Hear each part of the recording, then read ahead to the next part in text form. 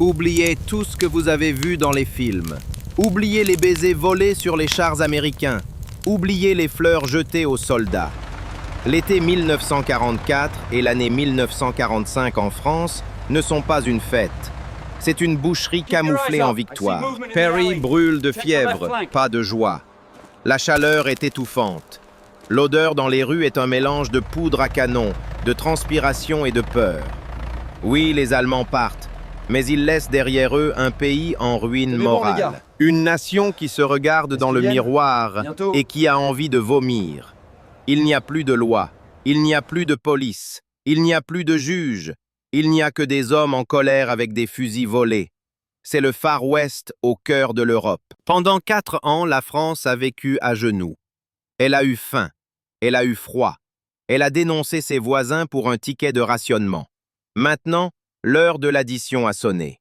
Et l'addition sera payée en sang. Que feriez-vous si tout ce qu'on vous a appris était un mensonge? La vérité officielle, celle que le général de Gaulle essaie de vendre au monde, c'est celle d'une France unie et résistante. C'est un mensonge d'État, c'est une fiction politique nécessaire pour éviter la guerre civile. Mais dans la rue, la réalité est bestiale. On appelle ça l'épuration sauvage.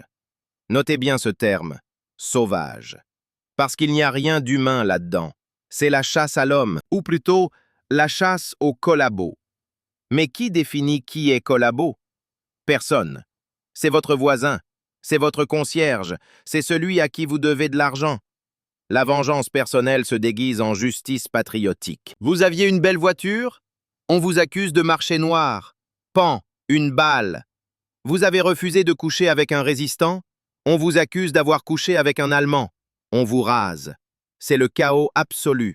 Les armes circulent partout. Les FFI, ces forces françaises de l'intérieur, sont incontrôlables. Certains sont des héros, de vrais patriotes qui ont risqué leur peau. Mais beaucoup sont des résistants de la 25e heure, des opportunistes, des lâches qui ont attendu que les Allemands fassent leurs valises pour sortir une mitraillette et jouer au dur. Ce sont eux les plus dangereux. Ils ont besoin de prouver leur courage. Et pour prouver leur courage, ils ont besoin de victimes. Il faut comprendre la psychologie de ce moment unique. C'est une cocotte minute qui explose. Imaginez la frustration. Pendant 4 ans, voir les bottes nazies claquer sur les pavés de Paris. Voir les drapeaux à croix gammée sur la tour Eiffel. Devoir baisser les yeux. Devoir se taire. Cette humiliation a créé un poison dans le sang des Français. Maintenant, le couvercle saute. La violence devient une thérapie. Tuer, frapper, humilier l'autre, c'est se laver soi-même. C'est tenter d'effacer la honte de 1940. Mais on ne s'attaque pas aux vrais coupables. Les industriels qui ont construit le mur de l'Atlantique, ils sont déjà loin, où ils paient des pots de vin. Les hauts fonctionnaires, ils changent de veste. Alors on s'attaque aux faibles, aux petits. Hier c'était votre ami, aujourd'hui il vous traîne dans la boue. L'histoire de Pierre G illustre cette folie. Un boulanger de Lyon. Son crime? Avoir continué à faire du pain pendant l'occupation. Avoir servi des officiers allemands parce qu'ils étaient les seuls à avoir de l'argent. Le jour de la libération, une foule défonce sa vitrine. On le sort de force. On ne l'écoute pas. On le frappe à coups de crosse. Son visage n'est plus qu'une plaie. On l'accuse d'avoir affamé le peuple pour nourrir l'ennemi. C'est faux. Il donnait du pain en cachette aux Juifs du quartier. Mais la foule s'en fiche. La foule est aveugle. La foule est sourde. Elle veut du sang. Ils le pendent à un lampadaire. Sans procès, sans preuve. Juste pour l'exemple. Juste pour le spectacle. Et le pire? Les gens applaudissent. Des mères de famille soulèvent leurs enfants pour qu'ils voient mieux le cadavre se balancer. Voilà la réalité de 1945. Ce n'est pas de la justice, c'est du lynchage. Pourquoi personne n'arrête ça? Où est l'État? C'est là que l'intrigue devient politique. La France est coupée en deux. D'un côté, les gaullistes, qui veulent restaurer l'ordre républicain, les préfectures, les tribunaux.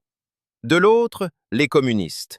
Ils sont puissants, ils sont armés, ils contrôlent les syndicats et une grande partie de la résistance intérieure. Pour eux, 1945 n'est pas seulement la fin de la guerre, c'est le début de la révolution.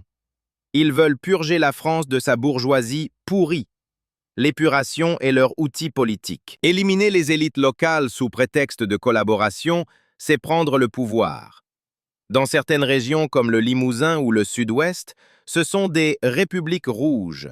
Paris ne contrôle plus rien. Les commissaires de la République, envoyés par De Gaulle, sont parfois renvoyés sous la menace des armes. On frôle la guerre civile chaque jour. Ce que je vais vous montrer est interdit dans 12 pays. Il existe des rapports secrets de l'époque, déclassifiés récemment, qui décrivent des scènes d'apocalypse, des maires exécutés devant leur mairie, des châteaux pillés, des tribunaux populaires présidés par des voyous de 20 ans. Dans le département de la Dordogne, on estime qu'il y a eu plus de morts par l'épuration sauvage que par les combats contre les Allemands. Réfléchissez à ça. Les Français ont tué plus de Français que d'ennemis à la libération dans certaines zones. C'est un tabou total. L'histoire officielle a effacé ces chiffres. On a dit « il fallait bien que la colère s'exprime ». Mais cette colère a servi d'écran de fumée. Pendant que le peuple s'excitait sur des lampistes, les vrais requins nageaient en eau trouble.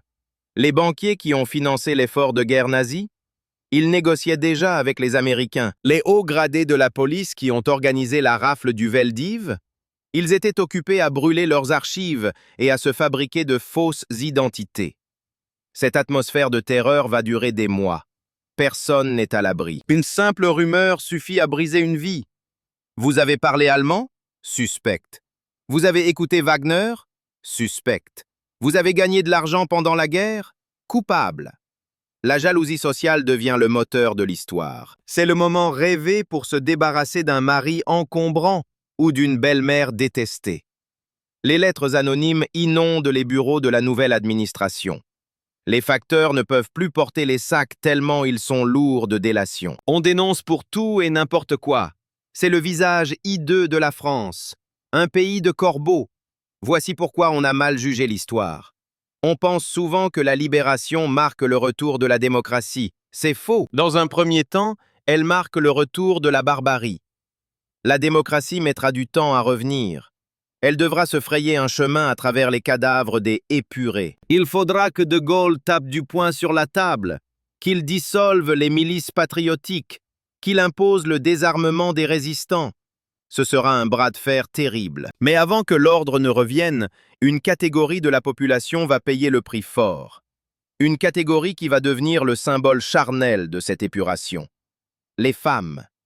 Ce que nous allons voir dans la prochaine partie dépasse l'entendement. Préparez-vous, car l'horreur monte d'un cran. Le bruit le plus terrifiant de l'été 1944 n'est pas le sifflement des bombes. C'est le cliquetis des ciseaux. Dans chaque ville, sur la place principale, devant l'église ou la mairie, la scène se répète. C'est un rituel, une cérémonie païenne. On amène les femmes, elles sont jeunes, parfois très vieilles. On les traîne par les cheveux ou ce qu'il en reste. La foule forme un cercle. Les hommes, les femmes, les enfants. Tout le monde regarde. Ce n'est pas une exécution clandestine, c'est un spectacle public. On apporte une chaise. La victime s'assoit. Et le coiffeur commence son œuvre. Il ne coupe pas pour embellir, il coupe pour détruire. Il rase le crâne à blanc. Pourquoi les cheveux? Parce que depuis la nuit des temps, la chevelure est le symbole de la féminité, de la séduction. En les rasant, on les désexue. On leur enlève leur identité. On les rend monstrueuses.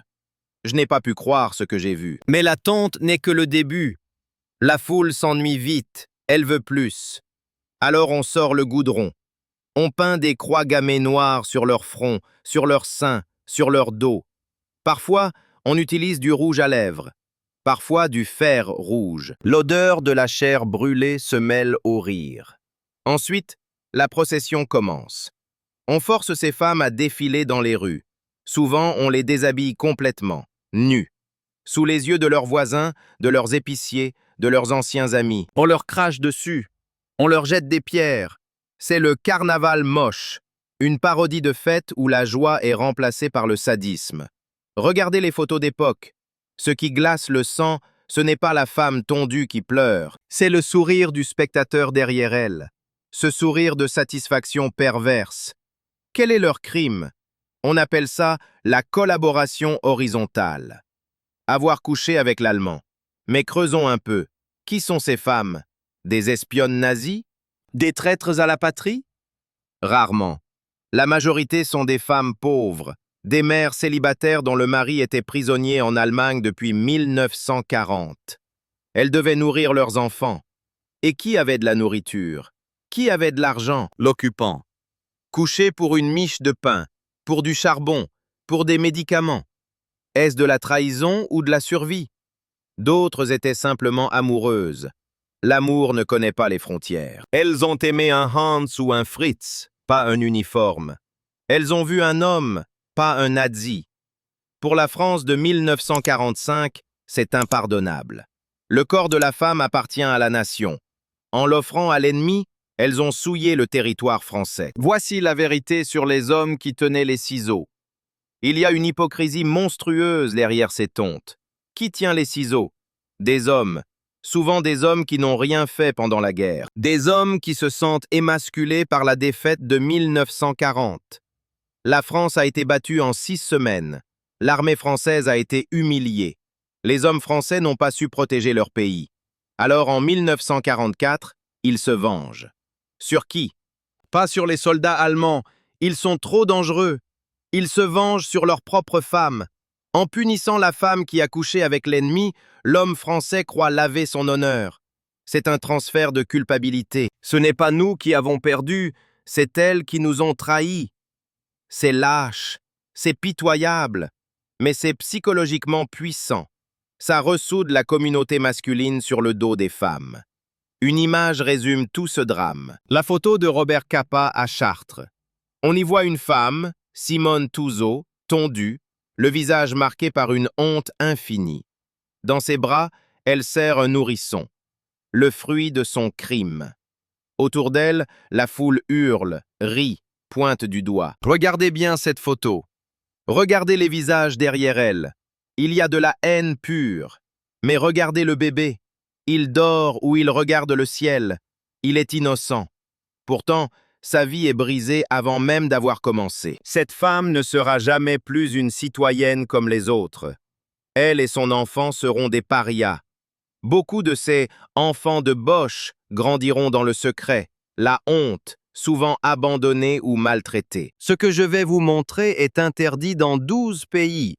Mais la tonte, c'est la version soft, la version visible.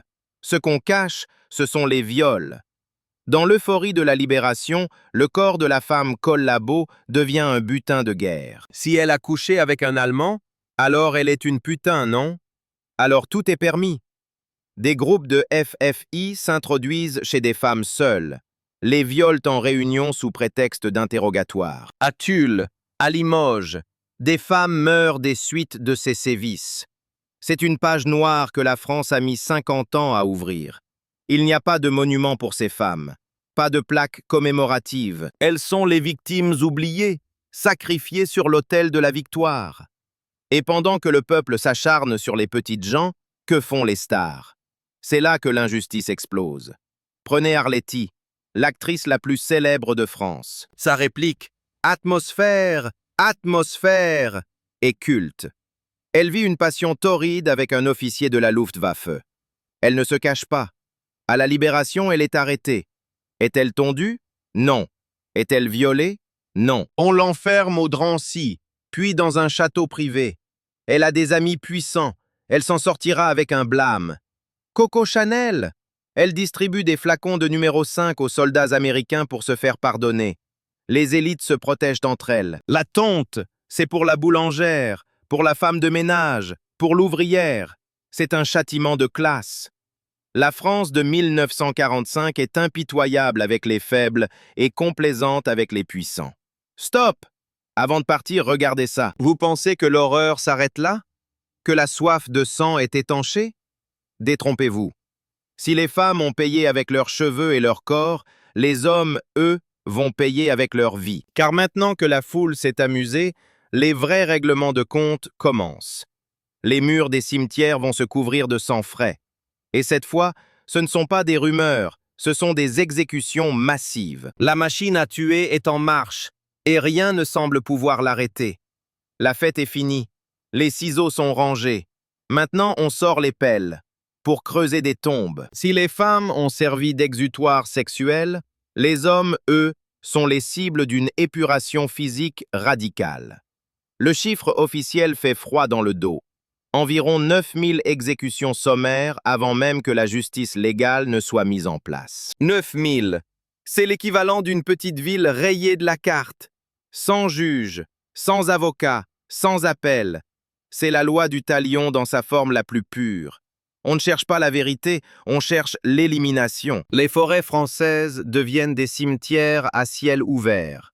On retrouve des corps dans les fossés, dans les rivières, dans les puits. Les mains attachées dans le dos, une balle dans la nuque. La signature de l'exécution rapide. Qui sont les victimes? Des miliciens? Oui. Des collaborateurs? Oui. Mais aussi des innocents qui avaient le malheur d'avoir un ennemi personnel au sein des FFI. Savez-vous pourquoi 95% des gens n'ont jamais entendu parler de ça? Parce que c'est la page la plus sale de la résistance. On aime imaginer le résistant comme un héros noble, pur, qui combat pour la liberté. Et c'était vrai pour beaucoup. Mais en 1945, l'uniforme FFI est aussi porté par des bandits. Des criminels de droit commun qui profitent du chaos pour piller et tuer en toute impunité. On appelle ça le gangstérisme patriotique. Vous voulez l'appartement de votre voisin? Dénoncez-le comme collabo. Vous voulez effacer une dette? Dénoncez votre créancier. Une camionnette s'arrête devant chez lui à 2 heures du matin. Des hommes armés descendent. On frappe à la porte. Police FFI, suivez-nous. L'homme ne reviendra jamais. Sa famille ne saura jamais où il est enterré. C'est une terreur sourde qui paralyse le pays. On a peur des Allemands, mais maintenant, on a peur de ceux qui nous libèrent. Il faut zoomer sur un événement précis pour comprendre l'ampleur du désastre. Le Grand Bornand, en Haute-Savoie. Août 1944. Une centaine de miliciens sont encerclés. Ils savent qu'ils ont perdu. Ils négocient leur reddition. Les chefs de la résistance leur promettent la vie sauve et un procès équitable s'ils se rendent. Ils acceptent. Ils déposent les armes. Mais la foule gronde. Les maquisards sont furieux. Ils veulent venger leurs camarades torturés par la milice. La promesse est brisée. On organise un simulacre de procès militaire. C'est une farce. En quelques minutes, le verdict tombe. Mort pour 76 d'entre eux. 76 hommes alignés face à un mur. Ce que je vais vous montrer est interdit dans 12 pays. L'exécution dure des heures. On les fusille par petits groupes. Les premiers voient les corps de leurs amis tomber. Les derniers marchent sur le sang des premiers. C'est un massacre industriel, un crime de guerre selon toutes les conventions internationales. Tuer des prisonniers qui se sont rendus est interdit. Mais qui va porter plainte? Le gouvernement de Vichy n'existe plus. Les Alliés ferment les yeux. Ils ont besoin que la France se nettoie elle-même. Les corps sont jetés dans une fosse commune creusée à la hâte. Pendant des décennies, ce massacre sera un tabou. On dira « il l'avait mérité ». Peut-être. La milice a commis des atrocités innommables. Mais en les abattant comme des chiens, la résistance a perdu son innocence. Elle s'est mise au même niveau que ses bourreaux. Mais les balles ne visent pas que les hommes en uniforme, elles visent aussi les têtes pensantes. Les journalistes, les écrivains, les poètes qui ont soutenu la collaboration. C'est la chasse aux intellectuels. Robert Brasillac, écrivain brillant mais fasciste convaincu, est l'un des rares à être jugé légalement. Mais son procès est expéditif. Il est fusillé au fort de Montrouge. Il crie « Courage !» au peloton d'exécution. Mais pour d'autres, pas de procès. L'éditeur Robert de Noël, celui qui a découvert Céline, est assassiné au coin d'une rue à Paris. Son meurtre n'a jamais été élucidé. Règlement de compte littéraire? Vengeance politique? Ou simple crime crapuleux maquillé en épuration? À cette époque, tuer un écrivain collabo, c'est presque un acte de bravoure. La plume est considérée aussi dangereuse que le fusil. Histoire d'un homme qui a perdu tout et a gagné. Le cas de l'écrivain Céline est incroyable. L'auteur de Voyage au bout de la nuit est un antisémite forcené. Il sent le vent tourner. Il ne reste pas pour voir l'épuration. Il s'enfuit au Danemark. traversant l'Allemagne en flammes avec sa femme et son chat, Bébert. S'il était resté à Paris en 1944, il aurait été écorché vif. Les écrivains résistants comme Sartre ou Camus demandent des têtes. Le Comité national des écrivains dresse des listes noires. C'est une guerre civile des mots. Chaque mot qu'ils ont écrit a coûté des vies, disent-ils. C'est vrai, la propagande tue, mais voir des poètes réclamer la mort d'autres poètes, c'est le signe d'une société malade. La haine a contaminé même les esprits les plus brillants. Cette boucherie ne peut pas durer. De Gaulle le sait. S'il laisse l'épuration sauvage continuer, la France va devenir une dictature communiste ou sombrer dans l'anarchie totale. Il doit reprendre le monopole de la violence. Il doit dire « Arrêtez de tuer ». Maintenant, c'est l'État qui juge. C'est un tournant difficile. Il faut désarmer les FFI. Il faut dissoudre les milices patriotiques. Les communistes hurlent à la trahison. Ils veulent continuer la purge. Mais De Gaulle tient bon. Il installe des cours de justice. L'épuration devient légale. Elle devient froide. Elle devient bureaucratique. Mais le mal est fait. Les 9000 morts de l'été 44 hantent les mémoires. Des familles entières sont détruites. Dans les villages, on sait qui a tué qui. Le boucher a tué le notaire, le fermier a tué l'instituteur. Mais on se tait. On va vivre ensemble, se croiser à la messe le dimanche, pendant 50 ans, avec ce secret sanglant entre nous. C'est le pacte du silence français. Attention, ce qui va suivre va changer votre vision de l'histoire. L'épuration sauvage s'éteint doucement, comme un feu faute de combustible. Mais une autre injustice se prépare. Une injustice encore plus flagrante. Car si on a tué les lampistes, les petits, les exécutants, qu'est-il arrivé aux vrais patrons, aux industriels qui ont fait des milliards avec Hitler, aux stars du cinéma, à ceux qui avaient le pouvoir? Vous allez voir que la justice n'a pas les mêmes yeux pour tout le monde. L'argent n'a pas d'odeur, même quand il est taché de sang. Pendant que la petite bonne d'hôtel se fait tondre pour avoir lavé l'uniforme d'un officier, que se passe-t-il dans les suites du Ritz? Le contraste est si violent qu'il donne la nausée. L'épuration a deux visages. Un visage hideux pour les pauvres et un visage poli pour les riches. Les élites économiques françaises ont collaboré massivement.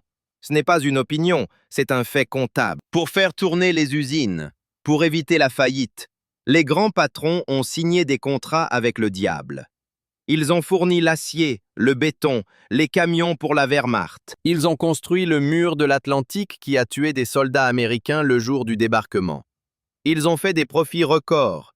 Et maintenant, sont-ils traînés dans la boue? Sont-ils rasés? Non. Ils boivent du champagne, de la victoire. Ils engagent les meilleurs avocats. Ils expliquent qu'ils ont préservé l'outil industriel français. C'est le grand mensonge du patronat. Ce secret que seul 1% des gens connaissent. L'argent achète tout, même l'oubli. En 1945, on assiste à un miracle administratif. Le blanchiment de CV. Des patrons qui dînaient avec les nazis se découvrent soudain une âme de résistant. Ils achètent des faux témoignages. Ils financent les journaux de la Libération. Ils corrompent les juges. La logique est cynique. La France est détruite. Elle a besoin de se reconstruire. Qui va reconstruire les ponts? Qui va faire tourner les mines de charbon? On ne peut pas fusiller tous les ingénieurs et tous les directeurs. Alors on ferme les yeux. On appelle ça la réalpolitique.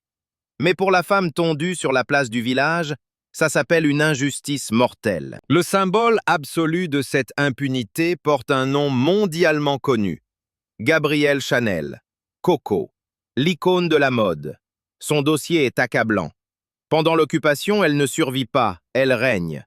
Elle vit au Ritz, le QG de la Luftwaffe. Son amant est le baron Hans-Günther von Dinklag, un espion nazi de haut vol. Elle est fichée par les services secrets sous le nom de code Westminster. Pire encore, elle a tenté d'utiliser les lois antisémites de Vichy pour récupérer le contrôle de sa société de parfums, Parfum Chanel, qu'elle avait vendu à la famille juive Wertheimer. Elle voulait voler ses associés parce qu'ils étaient juifs. C'est de la collaboration active. C'est de la spoliation. Le secret pour lequel les gens paient des milliers. Septembre 1944. Chanel est arrêtée. Les FFI l'emmènent. Tout le monde pense qu'elle va être tondue, peut-être fusillée. Elle a fait bien pire que la boulangère du coin. Mais quelques heures plus tard, elle ressort, libre. Elle monte dans sa voiture et part pour la Suisse. Comment est-ce possible? La légende dit que Winston Churchill est intervenu personnellement. Il ne pouvait pas se permettre que Chanel parle. Elle en savait trop sur les liens entre l'aristocratie britannique et les nazis. Elle a joué de ses relations pour échapper à la justice. Pendant 10 ans, elle vivra tranquillement en Suisse, au bord du lac Léman, avec son argent. Elle reviendra en France en 1954 pour relancer sa maison de couture. Et le monde a oublié. Aujourd'hui, quand vous achetez un sac Chanel, vous achetez un morceau de cette histoire effacée. Pour faire croire à la justice, il faut un bouc émissaire, un gros poisson qu'on sacrifie pour calmer le peuple. Ce sera Louis Renault, le patron de l'empire automobile. Ses usines ont produit des chars et des camions pour l'Allemagne. Renault est un homme dur, autoritaire, qui déteste les communistes. À la Libération, il est l'ennemi public numéro 1. Il se rend de lui-même, pensant pouvoir s'expliquer. Erreur fatale. Il est jeté en prison à Fresnes. Il est vieux, il est malade, on le tabasse. Il meurt quelques semaines plus tard dans des conditions troubles. Officiellement d'une crise d'urémie, officieusement sous les coups de ses gardiens. Il y a des milliards de dollars en jeu. Pourquoi lui et pas les autres? Parce que De Gaulle avait besoin d'un exemple. Et surtout, l'État avait besoin de ses usines. Par une ordonnance unique dans l'histoire du droit français, l'entreprise Renault est confisquée, volée à ses héritiers, nationalisée sans indemnité. Elle devient la Régie nationale des usines Renault. L'État vole le plus grand industriel du pays pour punir la collaboration. C'est un acte politique majeur, mais c'est une exception. Les patrons de Peugeot, de Michelin, des grandes banques, eux, s'en sortent. Renault a payé pour toute la classe patronale. C'était le fusible qui a sauté pour que le système survive. Et les artistes? Ah, les artistes! Paris était la ville lumière, même sous la botte nazie. Les théâtres étaient pleins. Les cinémas aussi. Qui remplissait les salles? Les officiers allemands.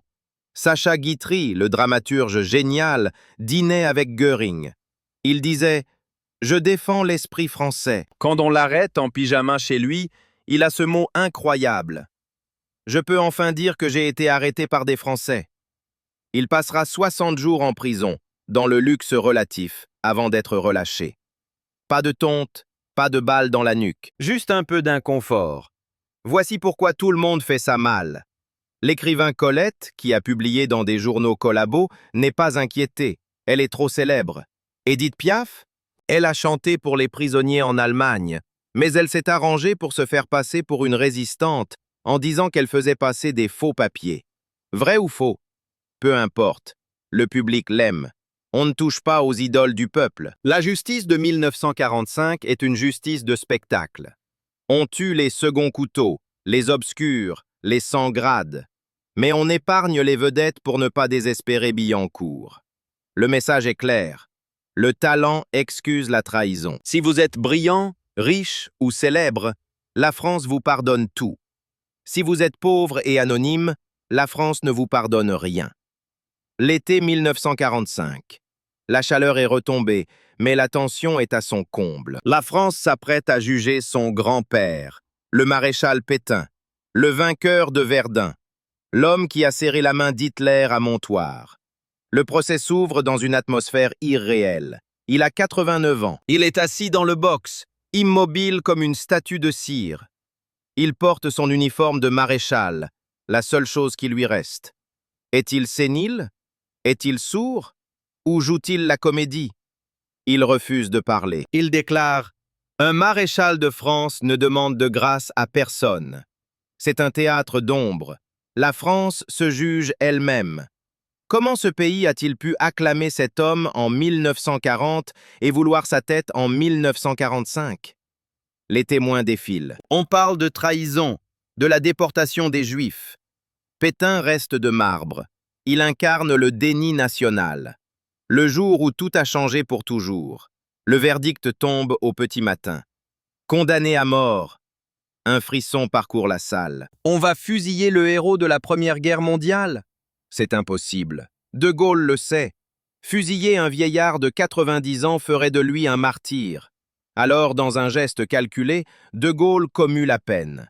Prison à vie. Pétain finira ses jours sur l'île Dieu, dans une citadelle humide face à l'océan.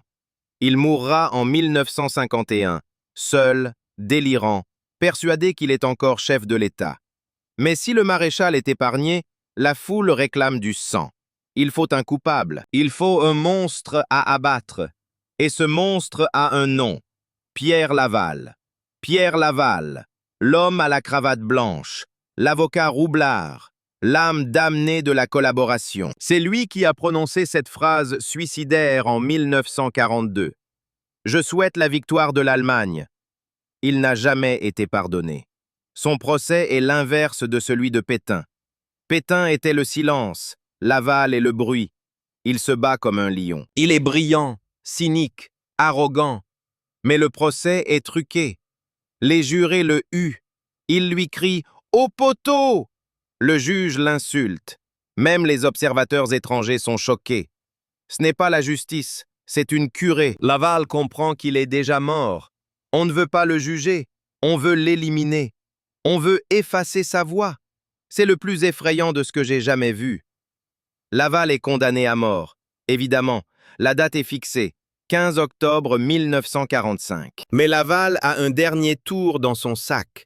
Il ne veut pas donner à la France gaulliste le plaisir de le tuer. Il a caché une ampoule de cyanure dans sa veste depuis des mois. Le matin de l'exécution, dans sa cellule de Fresnes, il avale le poison. Il s'allonge sur son lit, prêt à mourir dignement, selon ses propres termes. Mais le destin est cruel. Le poison est vieux, il s'est éventé. Au lieu de le foudroyer, il le brûle. Laval ne meurt pas, il se tord de douleur. Il vomit. C'est là que la scène bascule dans l'horreur absolue. Les gardiens entrent.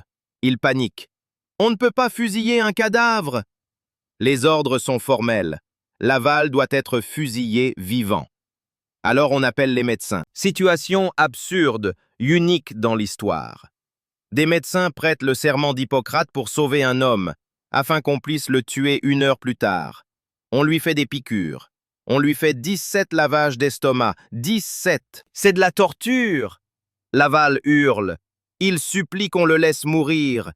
Mais l'État veut sa cérémonie. On le remet sur pied de force. On l'habille pendant qu'il titube. Il est livide, bavant, à moitié inconscient. C'est un débris humain qu'on traîne vers la porte de la prison.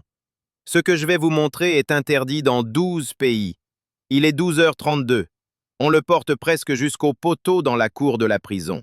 Face au peloton, il a un sursaut d'énergie désespéré. Il refuse qu'on lui bande les yeux. Il regarde les soldats. Il porte sa cravate blanche, maintenant souillée. Il crie « Vive la France !»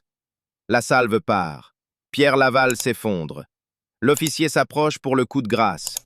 Une balle dans l'oreille. C'est fini. Le malfaisant est mort. Mais cette exécution laisse un goût de cendre.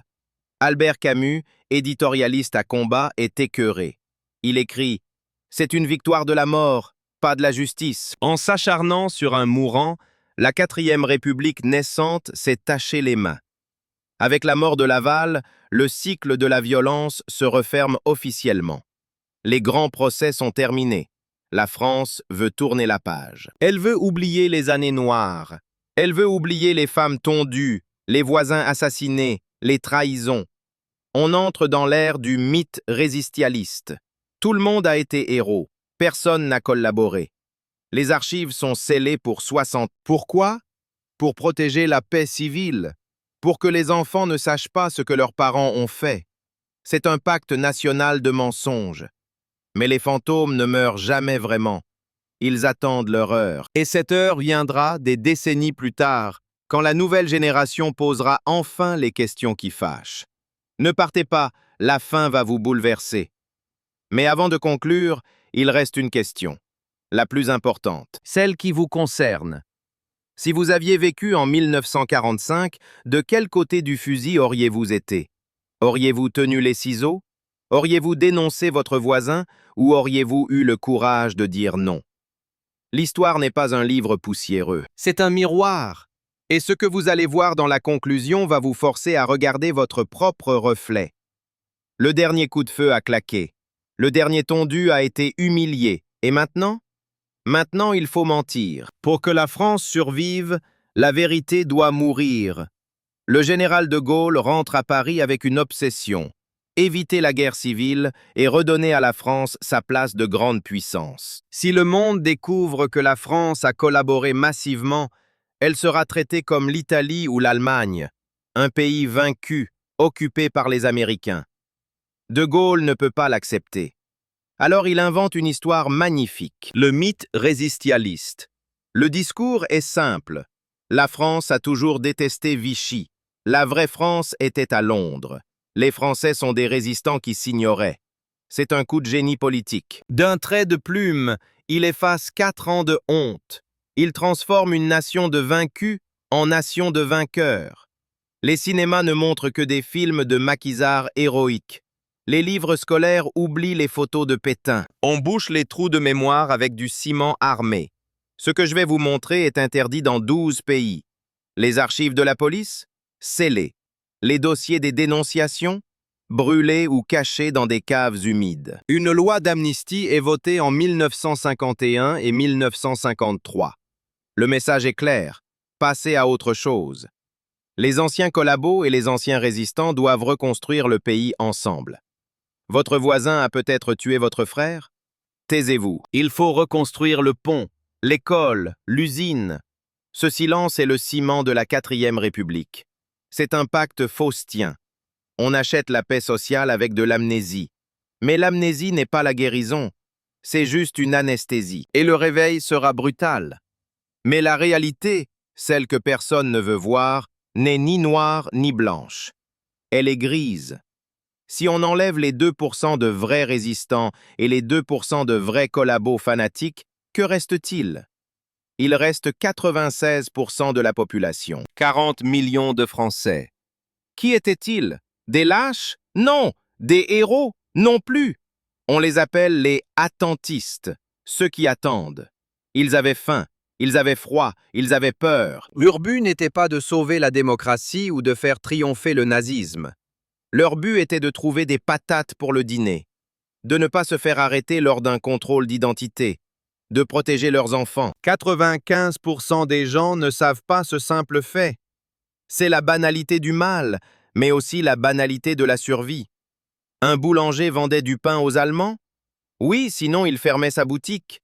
Un policier arrêtait des Juifs? Oui, sinon il perdait son poste et sa famille mourrait de faim.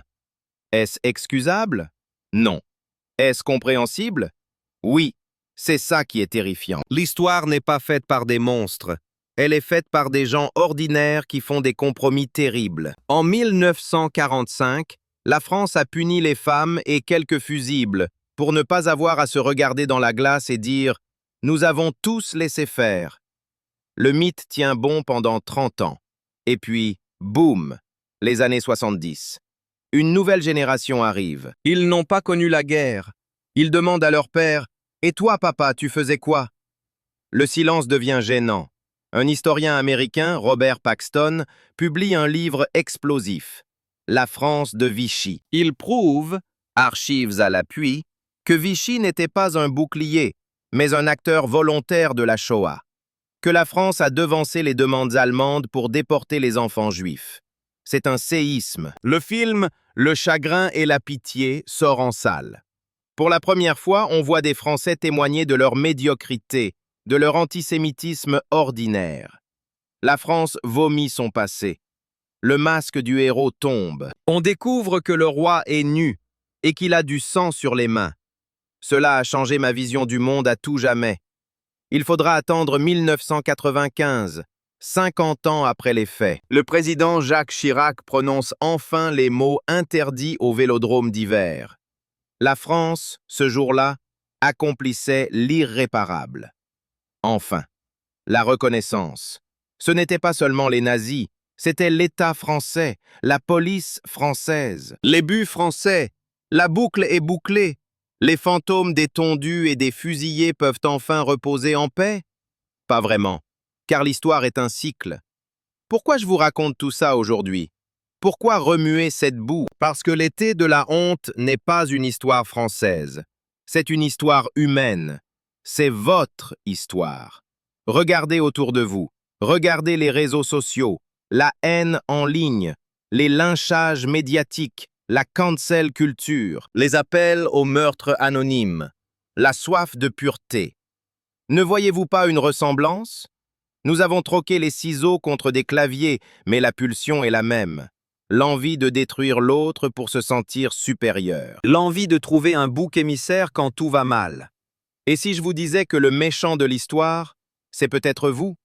C'est facile de juger depuis son canapé 80 ans plus tard. C'est facile de dire « moi, j'aurais été résistant. Moi, j'aurais caché des juifs. » Vraiment? Êtes-vous sûr? Quand on a faim, quand on a peur, quand la loi disparaît, l'homme redevient un loup. 1945 nous a appris une leçon brutale. La civilisation est un vernis très fin. Il suffit d'une crise, d'une guerre, d'un effondrement économique pour que le vernis craque. Et alors, les tondeuses ressortent. Les voisins se dénoncent.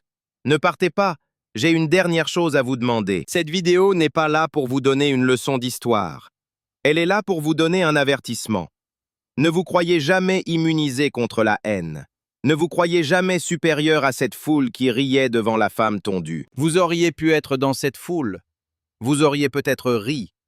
La bête dort en chacun de nous.